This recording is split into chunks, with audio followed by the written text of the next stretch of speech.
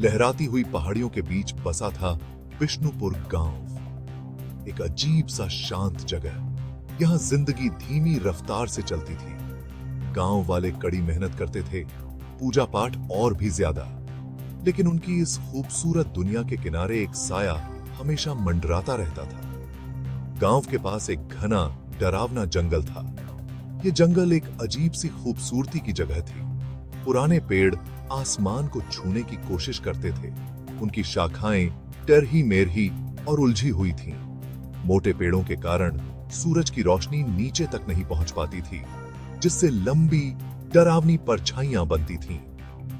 गांव वाले जंगल के किस्से धीरे धीरे बताया करते थे। ये कहानियां आग जलाकर सुनाई जाती थीं। वे अजीब रोशनियों और भूतिया चीखों के बारे में बताया करते थे। अंधेरा होने के बाद किसी की भी हिम्मत नहीं होती थी कि जंगल में कदम रखे। जंगल में एक प्राचीन भयानक डर समाया हुआ था, जो हमेशा देख रहा था, हमेशा इंतजार कर रहा था, हमेशा ही कदम साबिए की इंतजार कर रहा।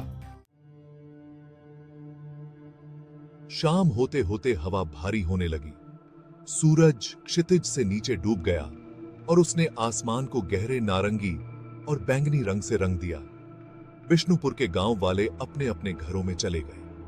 उन्होंने अपने दरवाजे बंद कर लिए और खिड़कियां बंद कर ली। रात होते ही जंगल में जान आ गई। जंगल की गहराइयों से अजीब आवाजें आने लगी।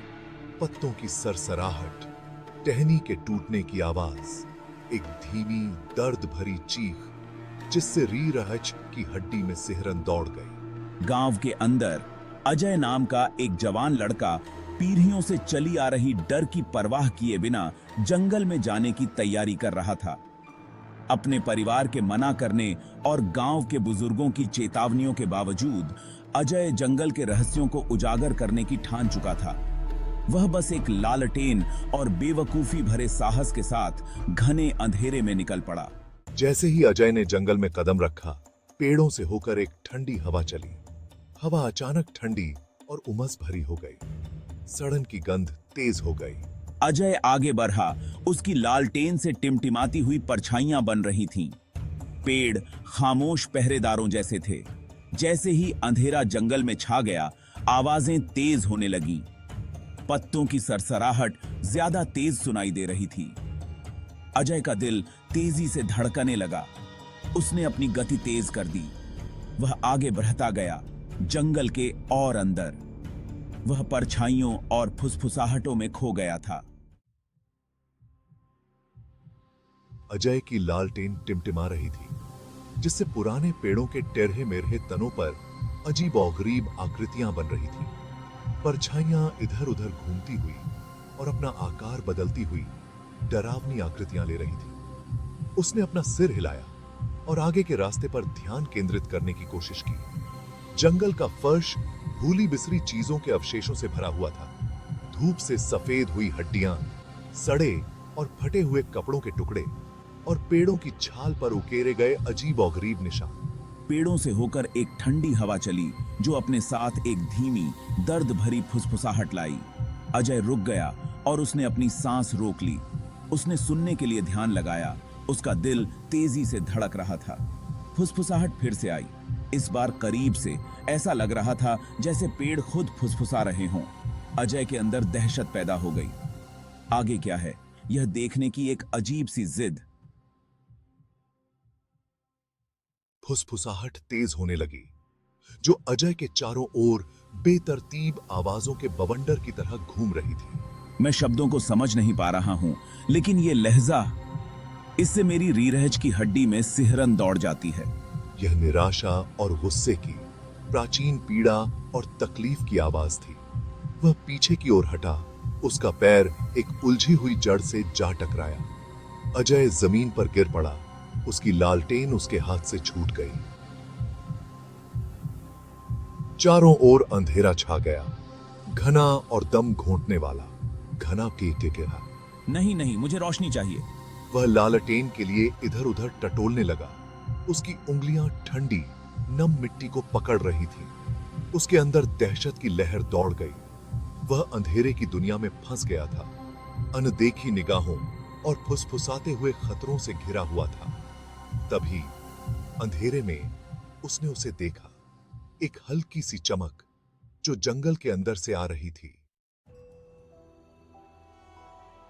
जैसे जैसे वह करीब आया, वह हल्की सी चमक एक तेल के दीपक की टिमटिमाती हुई रोशनी में बदल गई।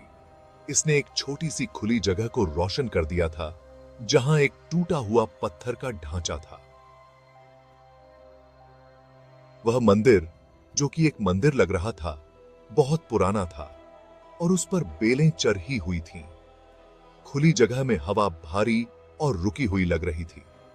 अजय पर भारी उदासी छा गई। क्या मुझे वापस लौट जाना चाहिए? वह खुली जगह के किनारे पर हिचकिचाया। उसका मन उसे वापस लौटने के लिए कह रहा था, लेकिन वह अजीब सी जिद जिसने उसे यहां तक खींच लाया था, वह उसे रुकने नहीं दे रही थी। वह सावधानी से मंदिर के पास पहुंचा। उसका हाथ अपने चाकू की जंग लगी मूठ पर रखा हुआ था। पत्थर उसके स्पर्श से ठंडा और नम था।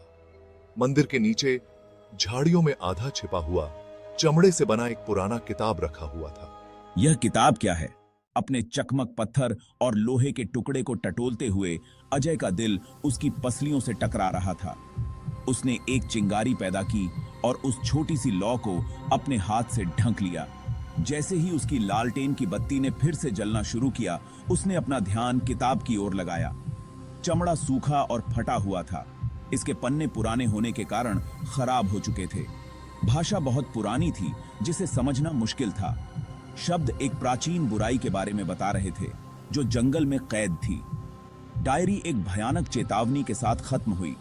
मंदिर को खराब करने का मतलब था अकल्पनीय आतंक को आमंत्रित करना।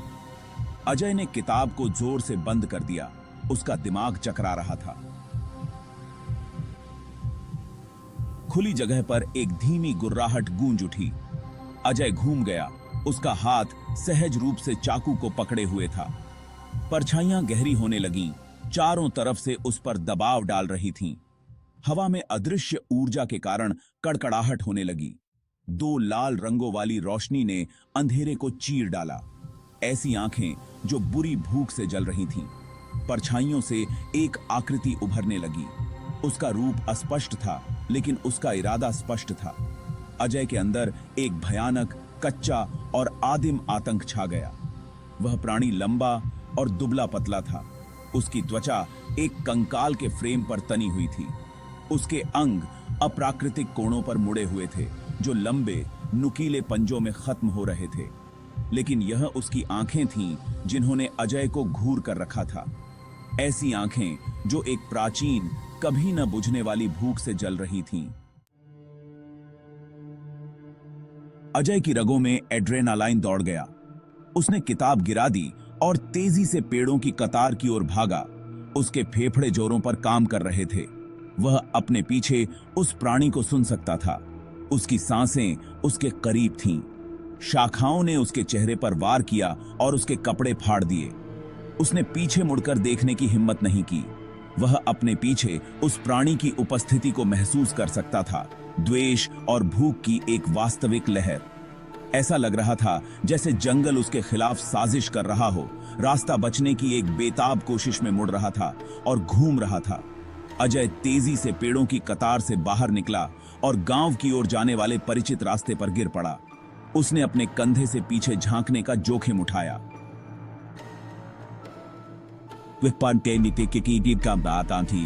वह प्राणी जंगल के किनारे पर खड़ा था। उसकी लाल आंखें उसे घूर रही थीं। उसने पीछा करने के लिए कोई हरकत नहीं की। अजय निश्चित रूप से जानता था कि उसे निशाना बनाया गया है।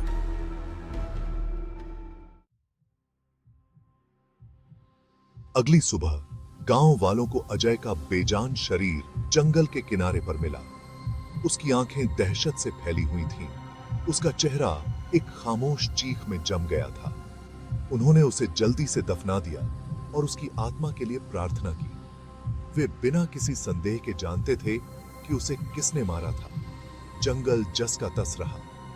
उनकी दुनिया के किनारे पर एक अंधेरी और चिंताजनक उपस्थिति उस प्राचीन बुराई की एक सतत याद दिलाता है जो उसकी गहराई में छिपी हुई है। और वे उस दिन के डर में जीते थे जब जंगल के भीतर की शक्ति अपने प्राचीन बंधनों से मुक्त हो जाएगी और दुनिया पर अपना पूरा कहर बरपाएगी।